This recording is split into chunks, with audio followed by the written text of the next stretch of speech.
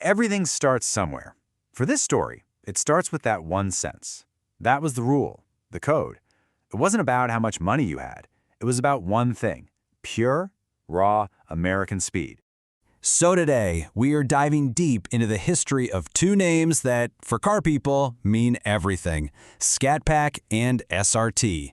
And this is more than just a history of cars. It's really a story about engineering passion and a culture built by people who knew that bragging rights are earned at every single stoplight.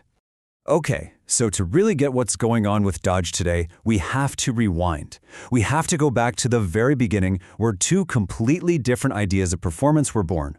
One was a brilliant piece of marketing, and the other was a top-secret engineering project. Back in the 60s, right in the middle of the horsepower wars, Dodge came up with the Scat Pack. And the name was just perfect, right? Scat, as in get out of here, and pack, like a wolf pack. You were part of a crew. And the rule was simple. If your car could run a quarter mile in 14 seconds or less, you were in. You got the decal with that awesome helmeted B, and boom, instant respect on the street. Now this is the really clever part. While Ford and Chevy were putting all their money and marketing behind one single hero car like a Cobra Jet Mustang, Dodge built an entire army.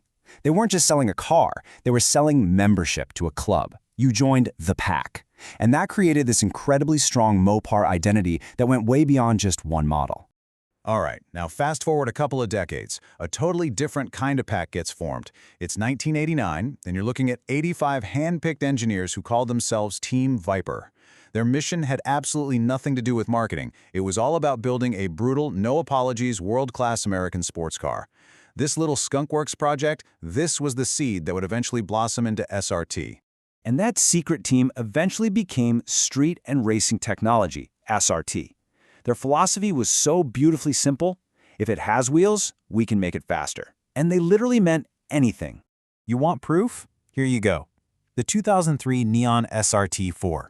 They took a basic, everyday commuter car, slapped a big turbo on it, and created this little front-wheel drive monster that just terrorized cars that cost way, way more. It was proof that SRT's obsession with performance had no limits. And just when you thought you'd seen it all, they did this. They took the massive 8.3-liter V10 engine out of a Viper and crammed it into a Ram pickup truck. Why? The only answer is because they could. The Ram SRT-10 was completely unhinged, totally glorious, and it proved that no idea was too crazy for SRT. But the really crucial link, the car that connects that early madness to the modern era, was this: the 300C SRT-8. Yeah, it put a Hemi back in a sedan, which was huge. But way more importantly, this car was the rolling laboratory where they figured out the suspension and the braking that would become the literal foundation for the modern Dodge Charger. And that brings us to the modern muscle car renaissance. With all that engineering groundwork laid, it was time to bring back the attitude.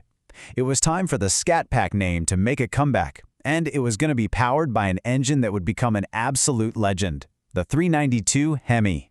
And there they are, the magic numbers: 485 horsepower, 475 pound-feet of torque. And this was all motor, no turbos, no superchargers. For a whole generation of Mopar fans, this naturally aspirated V8 became the absolute gold standard for real-world, put-a-smile-on-your-face American muscle. Okay, so this is super important. You have to understand how the 392 makes its power. It's this beautiful, smooth, predictable line. You push the throttle, you get an immediate response. The supercharged SRT engines, like a Hellcat, totally different beast. That's a violent, explosive kick in the back. It's a power spike that hits like a ton of bricks and demands every bit of your attention. And that difference is exactly why the Scat Pack became so incredibly popular. It just hit that perfect sweet spot. It had way more power than you'd ever need for having fun on the street, but it was still smooth and manageable enough to be your daily driver. It was the perfect blend of everyday usability and weekend mayhem. But, for the engineers over at SRT, the word enough just isn't in their vocabulary. That perfect balance was about to be completely obliterated by a relentless, obsessive pursuit of horsepower. Welcome to the supercharger apocalypse. I mean, just look at this timeline. Look at how crazy this got. It kicks off in 2015 with the Hellcat 707 horsepower, which just seemed impossible at the time. Then came the Demon with 840, the Red Eye, and it all culminates with the Demon 170 at over 1,000 horsepower. This wasn't just about numbers. It was SRT declaring that the American V8 was still king. And from an engineering perspective, this was a monumental task. You don't just add 300 horsepower and call it a day. You have to re-engineer literally everything. You're strengthening the transmission, the drive shaft, the axles. You're trying to manage unbelievable amounts of heat. You have to invent a fuel system that can feed this 1,000 horsepower monster on E85. It's a massive challenge.